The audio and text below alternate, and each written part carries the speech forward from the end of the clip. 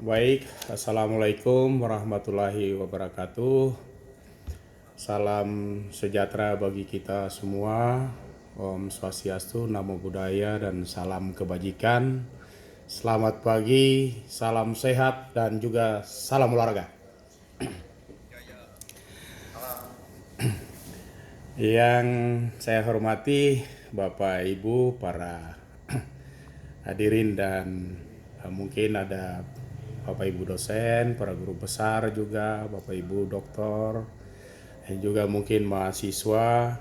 Ini juga sepertinya banyak mahasiswa PPG juga ikut ini Pak Hidayat. Pertama-tama marilah kita panjatkan puji dan syukur kehadirat Tuhan Yang Maha Esa, karena atas tuntunan penyertaannya hari ini kita sudah boleh berada lagi di meskipun melalui Zoom meeting, tapi yang paling penting adalah kita semua dalam kondisi yang sehat tanpa kurang suatu apa. Itu yang paling penting dulu. Uh, saya memang kebetulan diminta, ya, didakwa untuk membawakan materi yang terkait juga dengan olahraga, ya, budaya, politik, dan saya berusaha untuk mungkin pada hari ini kalau bisa kita berbagi, dan saya mohon izin untuk bisa share materi.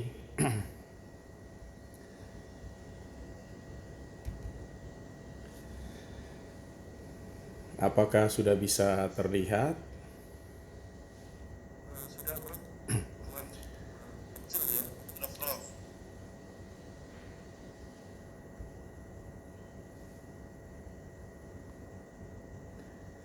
Nah, ya. Saya juga mohon maaf kemarin Pak Hidayat, saya bermasalah dari mengirimkan materi karena mungkin sinyalnya bagus, sehingga beberapa slide yang mungkin besar-besar terkait dengan gambar-gambar saya del, baru kemudian bisa terkirim. Jadi kalau hari ini nanti ada beberapa slide yang tidak ada pada Bapak Ibu, saudara-saudari sekalian, nanti mungkin saya usahakan lagi untuk mengirimnya secara lengkap. Ya.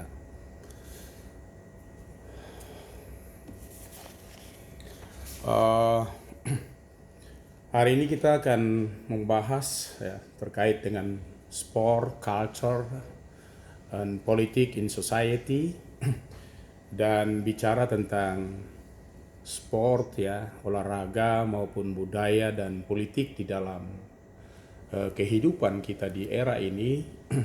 Tentu banyak sekali ragamnya dan modelnya. Dan saya mencoba untuk mengantarkan kita semua dalam rasional dan cara berpikir kita atau cara berpikir saya. Mudah-mudahan ini bisa uh, menjawab apa yang mungkin menjadi persoalan atau yang diharapkan di dalam forum ini. Yang pertama, sudah tidak asing lagi bahwa olahraga memang sudah meresap ke dalam kehidupan masyarakat luas, ya. Jadi olahraga bukan cuma berada pada kalangan atau orang-orang olahraga saja, tetapi tentu saja ini di berbagai usia, di berbagai umur, di berbagai lapisan kehidupan masyarakat, ya. Baik itu kaya, miskin, tua, anak kecil, orang besar, orang dewasa, ya. Pokoknya kita semua uh, sudah terlibat, ya, dalam kehidupan sosial dan juga kehidupan keolahragaan di dalam berbangsa dan negara juga demikian. Kalau kita kaji, ya, bahwa sebenarnya olahraga ini cukup memengaruhi hubungan, ya, antar bangsa atau antar negara, baik itu yang terkait dengan status dan kehidupan dalam masyarakat, ya, juga mempengaruhi persoalan-persoalan, ya, apakah itu perdagangan, bahasa, nilai kepahlawanan, bahkan ini dalam beberapa konteks, bahkan olahragawan ini bisa juga, ya, terkait dengan fashion itu juga menjadi bagian-bagian perhatian yang juga sama sekali tidak bisa dilepas pisahkan dari era sekarang. Jadi status seseorang juga dikatakan melalui olahraga itu ya dia bisa saja menjadi tenar seketika. Ya. Banyak sekali tokoh-tokoh olahraga baik di Indonesia maupun di luar negeri itu menjadi tenar karena terlibat dalam aktivitas olahraga. Ya tentu saja bukan sebagai atlet, tetapi ada juga ya di samping sebagai atlet juga sebagai jabatan-jabatan politik tertentu yang juga mengambil bagian di dalam kehidupan dalam organisasi keolahragaan, dan serta merta kita lihat ya tragedi-tragedi yang terjadi bahkan sampai kemarin ya di tragedi Kanjuruhan dan segala macam, itu banyak sekali keterlibatan para tokoh ya, baik itu tokoh politik ya, pejabat-pejabat negara ya, maupun juga dari akademisi, semua ikut terlibat. Bahkan sampai sekarang persoalan Kanjuruhan juga belum selesai ya. Nah, dari olahraga tentu akan didapatkan berbagai hal ya. Apakah itu mungkin kesenangan, bisa juga kepuasan, termasuk semangat, dedikasi, bahkan fanatisme. Dan kalau bicara tentang dedikasi, maka melalui olahraga itu banyak sekali ya kita melihat betapa orang mendedikasikan kehidupannya melalui olahraga bahkan untuk negara dan bangsa. Satu hal yang juga perlu kita kritisi ini terkait dengan fanatisme. Jadi kalau kita bicara tentang fanatisme dalam kehidupan keolahragaan, terutama di Indonesia, ya kalau kita lihat di berbagai kalangan, bahkan dari kalangan yang paling bawah ya, rakyat itu dengan persoalan-persoalan Kanjuruhan kemarin saya lihat ya, itu pertandingan-pertandingan sepak bola yang kemudian memakan korban yang banyak, ini justru banyak dari kalangan-kalangan bawah, dan ini bagian dari fanatisme. Jadi kalau kita bicara tentang fanatisme, tentu saja kita akan berhadapan juga dengan persoalan yang fanatik ya, bahasa intinya mungkin fanatik. Kalau fanatik dalam tanda kutip sebagai fanatik yang biasa ini masih wajar, tetapi ketika fanatik itu dijadikan fanatik yang berlebihan atau fanatisme yang berlebihan, maka dampaknya tentu bisa bermacam-macam. Saya mengutip di sini pertandingan sepak bola antara Arema dan Persibaya kemarin, meskipun sudah didesain sedemikian rupa, ya bahkan Persibaya juga dilarang untuk menonton dan segala macam, dan hanya persoalan supporter dari salah satu kubu dengan berbagai teknik dan dalil yang disiapkan oleh panitia, tetapi tetap juga banyak sekali memakan korban ya. Kita lihat kalau kematian penonton sepak bola ini kita anggap peristiwa Kanjuruhan itu sebagai mungkin persoalan dari musibah jatuhnya korban. Ini merupakan penonton sepak bola yang mungkin terbanyak kedua sepanjang masa ya. Kalau kita lihat di Kanjuruhan itu kurang lebih 135 korban. Ada yang luka berat dan luka ringan ya, kurang lebih 11 dan 289. Ini pun tentu persoalan yang terdata, tetapi banyak juga yang tidak terdata, dan tentu saja pasti akan lebih banyak daripada yang terdata ya. Ya, tragedi ini sebenarnya juga kalau bisa didesain secara baik mungkin tidak akan terjadi ya. Karena kita sebenarnya sudah punya pengalaman ya sebelumnya, itu di Lima Peru itu kita kenal juga dengan tragedi Estadio Nacional, yaitu pada 24 Mei tahun 1964. Saya sendiri memang belum lahir karena saya lahirnya tahun 66 ya.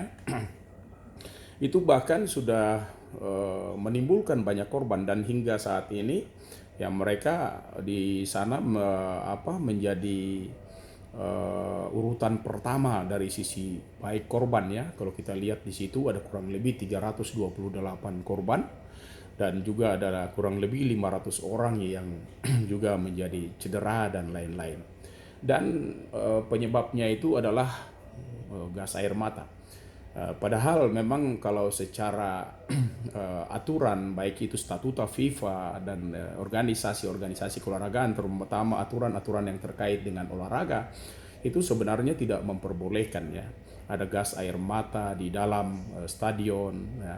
Dan kemudian stadion itu pun menjadi perhatian khusus yang kemarin kalau kita lihat Presiden bahkan langsung turun tangan meninjau kembali, dan memang banyak stadion-stadion di negara kita ini yang juga perlu untuk mendapat perhatian karena banyak dari fasilitas-fasilitas penunjangnya itu ya sudah tidak memenuhi syarat ya.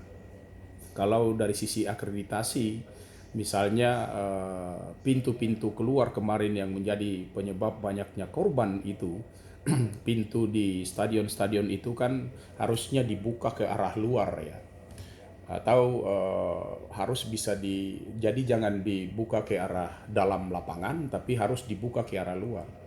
Pintu-pintu stadion itu kan juga tidak boleh digeser ke kiri atau digeser ke kanan, karena ketika kondisi ya situasional seperti yang terjadi di Kanjuruhan kemarin itu, semua orang bertolak ke arah pintu, akan menyelamatkan diri ke arah pintu, dan kalau pintu itu dibuka ke arah dalam atau digeser ke kiri atau ke arah ke kanan, tentu saja akan sangat menyulitkan karena orang semua menuju kepada pintu. Tapi kalau misalnya pintu itu kita dorong ke luar ya, orang tabrak pintu itu aja, tentu saja pintu itu akan terbuka keluar dan banyak yang tentu bisa diselamatkan. Banyak sekali peristiwa terkait dengan itu, tetapi di sini bukan untuk membahas itu, tetapi hanya menyinggung sedikit ya, karena banyak di antara kita yang sudah melihat perkembangan-perkembangan melalui media sosial dan seterusnya ya. Ya. Secara rasional kalau kita lihat ini olahraga kan dikatakan di sini berkaitan dengan keuangan ya, baik yang terkait dengan apakah itu orang per orang ataukah organisasi maupun bangsa dan negara. Banyak sekali dolar-dolar ya, banyak sekali rupiah yang akan harus kita kucurkan untuk pembinaan olahraga ya, apakah itu terhadap orang per orang ataukah termasuk bagaimana fasilitas yang disiapkan. Kalau dulu itu ponnya itu mulai dari desentralisasi di daerah-daerah, kemudian pada tahun 2007 kalau tidak salah itu mulai kembali diarahkan ya, berpusat ke Jakarta ibu kota, dan kemudian lagi menyebar lagi ke desentralisasi lagi ke provinsi-provinsi, sehingga kalau kita lihat sekarang ya mulai dari PON 2000 itu di Surabaya atau di Jawa Timur, kemudian 2004 itu sudah beralih ke Sumatera Selatan, kemudian 2008 itu sudah di Kalimantan Timur, 2012 itu sudah di Riau, ya 2016 itu sudah di Jawa Barat, dan 2020 dan kemudian beralih ke 2021 kemarin itu bahkan sudah di Papua. Dan nanti pada 2024 atau mungkin juga bisa bergeser ke 2025 itu nanti ada di bidding ya antara Aceh dan Sumatera Utara. Tentu ini tidak digelontorkan sedikit uang, tidak digelontorkan sedikit biaya, baik oleh pemerintah pusat maupun pemerintah daerah. Bagaimana semua orang menyiapkan anggotanya, menyiapkan atlet-atletnya mulai berlatih, ada yang melakukan TC jangka panjang, pembinaan terfokus secara jangka panjang, pemusatan latihan, apakah itu di daerah, apakah itu di nasional, bahkan ada daerah-daerah tertentu yang mengirim atlet-atletnya ke luar negeri, ke negara-negara yang dianggap bisa memberikan kontribusi prestasi secara maksimal bagi provinsinya. Ini mereka sudah melakukan untuk mempersiapkan mengikut sertakan atlet-atletnya pada pekan olahraga yang mungkin nanti waktu terdekat akan dilaksanakan atau diselenggarakan di Aceh dan Sumatera Utara. Nah, ini tentu dari sisi marketnya juga akan sangat luar biasa. Namun demikian, di sisi lain, ini olahraga harus tetap dipertahankan ya. Di samping yang saya jelaskan tadi yang banyak-banyak, apakah itu terkait dengan sosialnya, budayanya, ya, marketingnya, dari sisi ekonomi, politiknya. Tetapi juga perlu kita pertahankan sebagai pembangun fisik, baik itu mental ya, sebagai semangat korps ya, ini semangat patriotisme, dan sebagai pembangkit kerjasama sosial, terutama dalam membangkit patriotisme yang semuanya itu tentu merupakan bagian dari nasionalisme yang dapat menimbulkan kekuatan nasional. Jadi ketika pemuda-pemuda kita atau pemuda-pemuda suatu negara itu kuat, maka otomatis juga bangsanya akan menjadi kuat ya. Ya. Lalu kemudian apa sih sebenarnya olahraga itu? Ya, kalau dari definisi yang banyak ya, tapi saya mengambil salah satu yang mungkin bisa mungkin sangat tertanggung jawab di Undang-Undang Nomor 5 tahun 2000, Undang-Undang Nomor ya 3 tahun 2005 ya, tentang sistem keolahragaan nasional. Di sana tuh lebih khusus pasal 4 itu sebenarnya sudah dicantumkan di sana bahwa keolahragaan nasional itu ya, bertujuan untuk memelihara dan meningkatkan apakah itu kemudian kesehatan ataukah kebugaran prestasi, juga termasuk kualitas manusia, menanamkan nilai moral dan akhlak mulia, sportivitas, disiplin, ya, mempererat persatuan dan kesatuan bangsa, memperkukuh ketahanan nasional, serta mengangkat harkat dan martabat serta kehormatan bangsa. Kalau kita lihat pada tujuan yang dicantumkan dalam Undang-Undang Nomor 3 Tahun 2005 tentang Sistem Keolahragaan Nasional, maka di sana tujuannya macam-macam. Sudah tujuan sebagai apakah itu kebugaran, kesehatan, kualitas fisik dan segala macam. Tetapi di sana juga ditonjolkan tentang bagaimana nasionalisme yang dibangun di sana.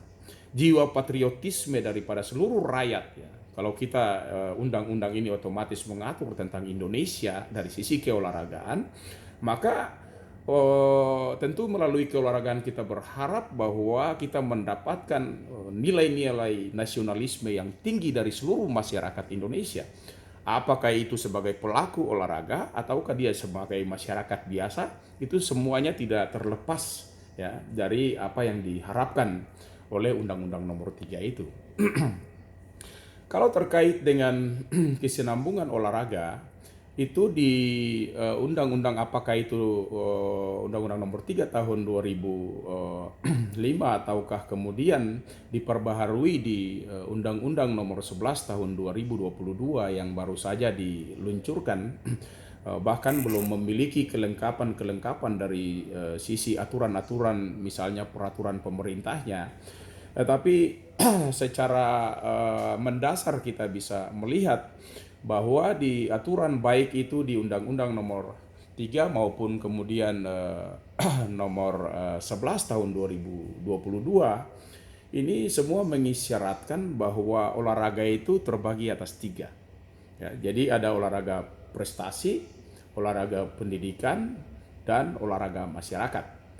Ya, dan kalau kita membawa pada program yang berkesinambungan untuk mencapai suatu olahraga prestasi atau top atlet, ya atlet-atlet yang berprestasi tinggi, maka tentu ada kesinambungan yang harus kita atur. Ya, mengapa kalau dulu di undang-undang sebelumnya itu mengisyaratkan di sana olahraga rekreasi, tetapi di yang terbaru itu sudah mencantumkan olahraga masyarakat. Karena memang pada dasarnya kita berharap bahwa masyarakat luas olahraga ini, ya masyarakat Indonesia ini mungkin perlu ya untuk semua wajib hidup sehat dan aktif berolahraga. Semakin banyak orang bergerak di sana, maka tentu akan semakin banyak orang sehat dan juga pasti akan semakin banyak masyarakat olahraga atau masyarakat di Indonesia ini yang terlibat ya. Apakah itu secara langsung maupun tidak langsung dalam hal berolahraga.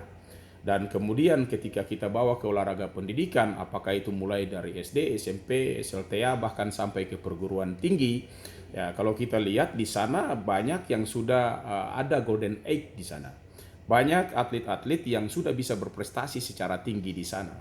Dan ketika mereka itu terlepas ya pembinaan di dunia pendidikan, maka selanjutnya tentu mereka akan diarahkan pada top prestasi atau prestasi tingkat tinggi yang untuk tentu saja membela bangsa dan negara kita.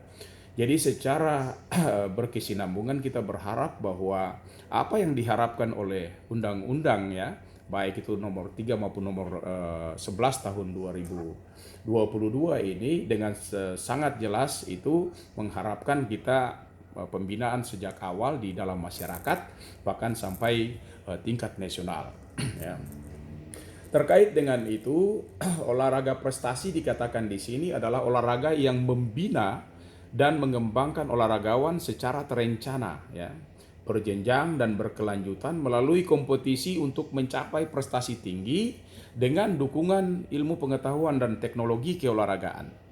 Jadi kalau olahraga prestasi di situ disyaratkan ada salah satunya itu di samping pembinaan yang berjenjang dan berkelanjutan, tetapi ada kompetisi.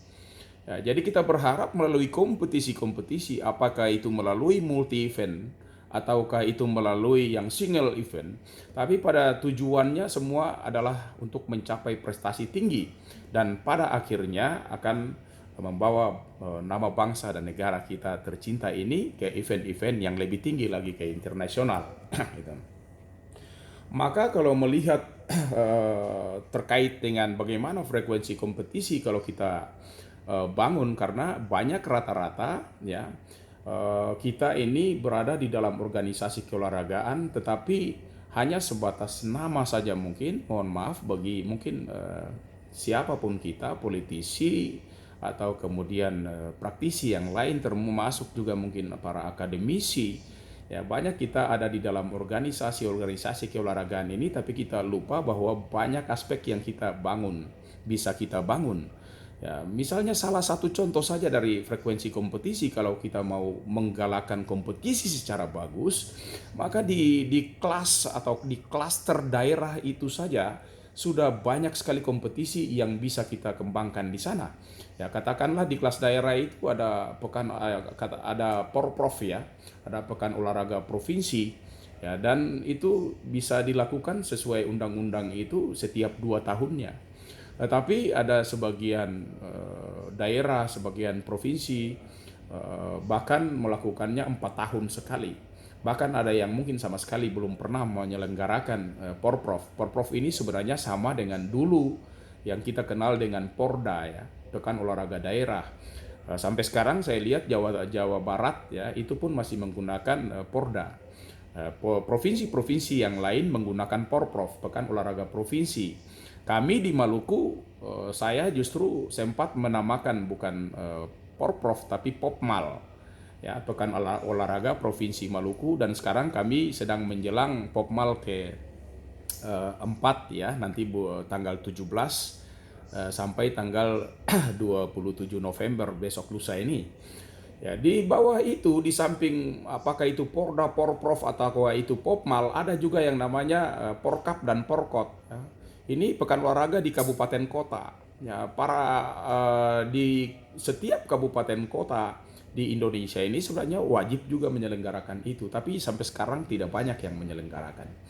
Ada juga open turnamen yang sifatnya ya bisa terbuka untuk umum, dari mana saja bisa mengikuti, apakah itu secara lokal maupun interlokal ya, apakah itu secara wilayah ya, secara regional sampai kepada internasional juga bisa mengikut sertakan ya, termasuk kejurda dan kejurcap, juga kejuaraan daerah dan kejuaraan cabang.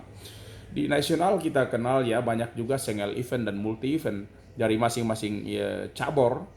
Katakanlah yang ada di KONI, ada PB ya, dan PP, pengurus besar dan pengurus pusat, itu biasanya sering menyelenggarakan event-event secara single event, tapi juga pemerintah melalui pemerintah daerah saat ini yang didukung juga oleh pemerintah pusat menyelenggarakan event-event yang dikenal dengan multi event seperti PON dan seterusnya.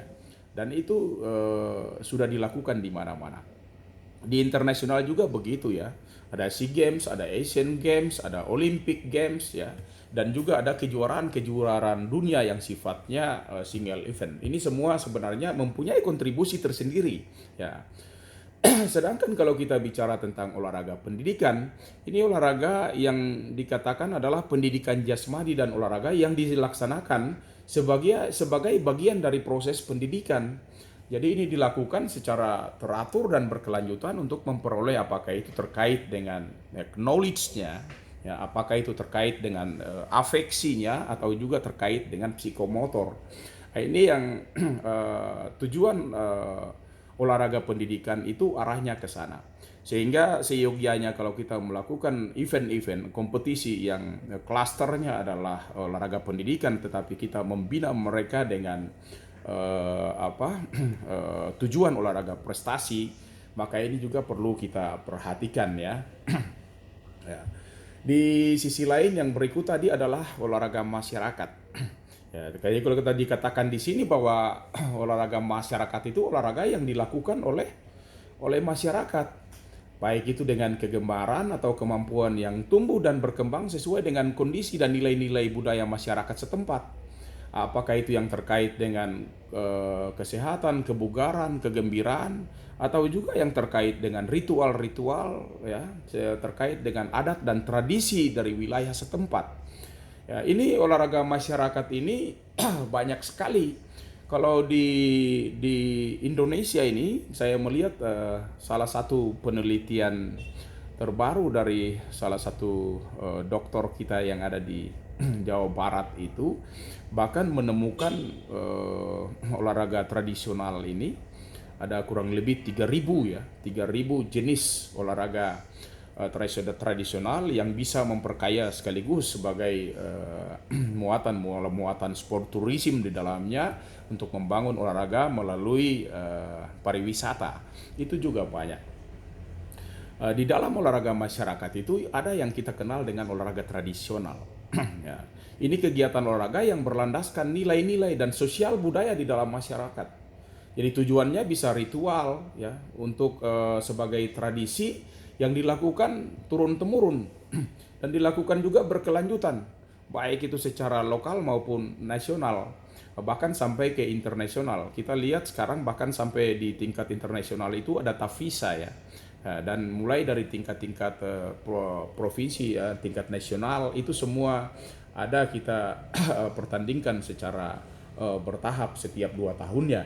Nah, ini menjadi bagian-bagian. Saya melihat di sini ada berbagai ragam olahraga atau seni budaya tradisional yang bisa saya golongkan juga sebagai olahraga. Itu di Maluku itu ada yang kita sebut dengan bambu gila, ya, seperti di gambar itu kita lihat. Ada juga tari-tari seperti cakalele, ada perahu belang atau kora-kora. Kalau di nasional itu namanya perahu naga, ya. Jadi ada belang, kora-kora, ada juga enggolari dan lain-lain. Bahkan saya dengan teman-teman sekarang, ya, ini sedang meneliti bagaimana seni budaya tradisional itu untuk bisa menjadi sebuah olahraga yang sifatnya juga tradisional tetapi juga mengandung nilai-nilai olahraga di dalamnya, yang nanti akan memperkaya juga khasana dan budaya olahraga di Indonesia ini. Di NTT misalnya ada pasola yang terkenal, ya. Kemudian di Jawa Timur itu ada gelut patol, ada karapan sapi, ya. Ada juga di Nias itu ada lompat batu dan lain-lain. Kemudian di Jabar itu macam-macam permainan tradisional itu. Ada hadang, ada egrang, ada sumpit, dagongan dan segala macam. Katakanlah di Jawa Timur, ya. Nah, ini yang dikenal dengan gelut patol. Ini dilakukan setiap tahunnya di Jawa Timur. Ini sebenarnya permainan gulat yang sifatnya tradisional dan harus tetap kita lestarikan dan kita budayakan, ya, baik itu sebagai seni maupun sebagai olahraga masyarakat atau olahraga tradisional. Maaf. Di Maluku, ya, tadi saya katakan ada macam-macam permainan tradisional, ya, atau juga seni dan bisa kita kategorikan sebagai olahraga. Di Jawa Barat, ya, ini banyak permainan-permainan yang sudah tadi saya katakan. Ya, katakanlah juga di Nusa Tenggara Timur, ya, ada budaya pasola yang orang sambil adu keterampilan berkuda, tetapi juga ada menggunakan tombak, ya, yang dibuat dari kayu, dibuat dari kalau istilah aslinya sebenarnya lembing, ya. Dan ini semua membuat kekayaan tersendiri buat negara kita. Di Sulawesi Selatan dengan sepak raga, sepak takraunya, kemudian di Nias ya juga dengan lompat batunya, bahkan kalau kita lihat sangat tinggi ya, ukuran sangat tinggi. Tapi apakah kemudian itu bisa ditransfer positif menjadi pelompat-pelompat yang handal, pelompat tinggi yang handal, atau pelompat jauh atau pelompat jangkit yang handal dari Nias? Ini belum terlihat sampai saat ini. Mudah-mudahan nanti ada yang berkenan untuk mengarahkan ini menjadi sebuah olahraga yang transfer positifnya adalah menghasilkan atlet-atlet yang juga potensial dari sisi nomor-nomor lompat ya. Secara menyeluruh manfaat olahraga sebenarnya tadi sudah disampaikan di apakah itu Undang-Undang nomor 11 tahun 2011 tadi ataukah Undang-Undang nomor 3 tahun 2005 tadi. Manfaatnya banyak ya, kesehatan dan kebugaran, pertumbuhan dan perkembangan, sosial ekonomi, kecerdasan politik, ekonomi dan lain-lain ya. Orang banyak yang mungkin saja sehat ya, tapi belum tentu bugar. Ya, kalau orang bugar ya sudah pasti sehat ya. Jadi ada fit, ada unfit. Meskipun seseorang itu dikatakan sehat tapi dia tidak fit, maka ini tentu kita berharap justru yang bugarnya bukan cuma sekedar pada sehatnya, tetapi juga pada bugarnya. Terkait juga dengan pertumbuhan dan perkembangan ya.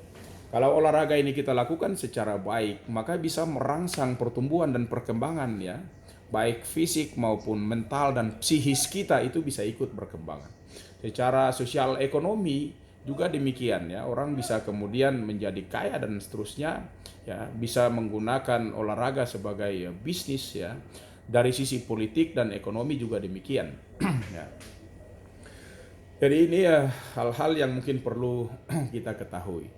Kalau terkait dengan budaya dikatakan di sini ini adalah cara hidup ya yang terdapat pada sekelompok manusia yang telah berkembang dan diturunkan dari generasi ke generasi dari kelompok tersebut. Jadi di sana ada sekelompok manusia yang dengan tata aturan tersendiri secara turun temurun itu terus saja berlangsung bahkan hingga saat ini ya. Juga dikatakan ini merupakan suatu keseluruhan yang kompleks yang meliputi apakah itu pengetahuan ya, kemudian kepercayaan, kesenian ya, moral, keilmuan, apakah itu adat istiadat, tradisi kita, kemampuan nilai serta kebiasaan yang didapat oleh manusia sebagai anggota masyarakat. Jadi secara turun-temurun itu terjadi, bukan cuma persoalan olahraganya saja. Bicara tentang budaya, maka kita akan bicara tentang banyak hal ya. Bahkan di sini kalau kita lihat kita melihat Gruber ya, kita melihat Gruber itu dia membagi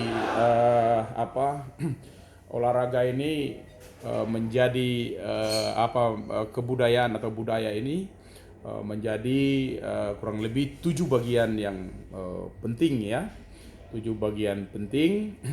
Kalau kita lihat di sini ya, ada misalnya alat dan perlengkapan ya, termasuk fasilitas-fasilitas, kemudian mata pencarian, sistem kemasyarakatan terkait dengan bahasa, kesenian, sistem pengetahuan, apakah itu keagamaan ya, religi dan segala macam. Jadi itu ada kurang lebih ya 7 bagian penting dari kebudayaan. Maka dari sekian banyak itu kalau kita kaji dari satu saja yang terkait dengan sistem kemasyarakatannya, di sini dilihat dengan kalau menurut Kokom ya itu di Universal Category of Culture dikatakan bahwa sistem interaksi sosial itu sebenarnya terbagi atas 4 bagian penting ya. Ada cooperation, ada competition, ada konflik dan ada accommodation. Nah, ini tentu di dalam masyarakat kita yang terkait dengan apakah itu proses sosial maupun interaksi sosial, ini tidak bisa kita lepas pisahkan dari yang namanya 4 indikator penting ini. Ya, bagaimana seseorang itu kemudian bekerja sama. Ya, di sana juga ada competition. Ya, competition ini sebenarnya apa? Competition ini kalau kita cuma dengar-dengar kompetisi saja. Kalau nilai-nilai, kalau kita bicara tentang kompetisi, mungkin banyak orang menganggapnya biasa. Tapi kalau kita Indonesiakan yang sebenarnya itu adalah persaingan. Maka orang berkompetisi seyogianya adalah bersaing.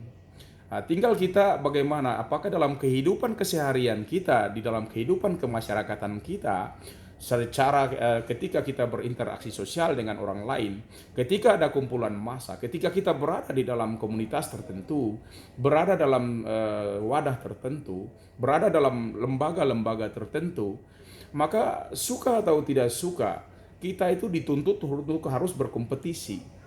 Orang yang tidak berkompetisi, maka orang itu tidak pasti bisa dikatakan orang itu tidak bisa berkembang. Ya. Nah, dan kemudian aspek yang berikutnya ketika kita berada dalam interaksi sosial, ya kita berada dalam suatu wilayah tertentu, maka otomatis ini tidak bisa juga dilepas pisahkan dari konflik. Ya konflik mungkin pada tataran tertentu itu dianggap sebagai sesuatu yang merugikan. Tetapi kalau kita lihat dalam pandangan modern, ya justru konflik itu harus dipacu. Ya. Konflik itu harus kita genjot. Ya. Apakah itu dalam kehidupan sosial yang lain atau termasuk kemudian itu ada di dalam olahraga? Ya. Itu penting untuk dipacu. Kalau konflik dalam istilah klasik, ya mungkin orang alergi dengan konflik. Banyak di dalam masyarakat, ya kalau di dalam organisasi keolahragaan pun, ya itu banyak sekali orang berkonflik. Tetapi kemudian apakah konflik itu lalu kita apatis? Atau kemudian kita menganggap konflik itu bisa memecah belah semuanya? Tetapi seyogianya konflik yang diharapkan itu bisa kita manage. Ketika kita manage secara baik, maka konflik itu tidak menjadi disfungsional, tetapi konflik itu menjadi fungsional. Ya ketika konflik itu disfungsional, maka otomatis orang akan mengarah kepada kehancuran. Ya. Orang akan mengarah kepada malapetaka. Orang akan mengarah kepada sesuatu yang sifatnya destruktif, sifatnya jelek. Ya. Sehingga dalam pandangan klasik konflik tidak boleh ada. Tetapi di pandangan modern konflik itu justru ada, bahkan harus didorong, dikelola untuk bisa mendapatkan sesuatu yang produktif di sana.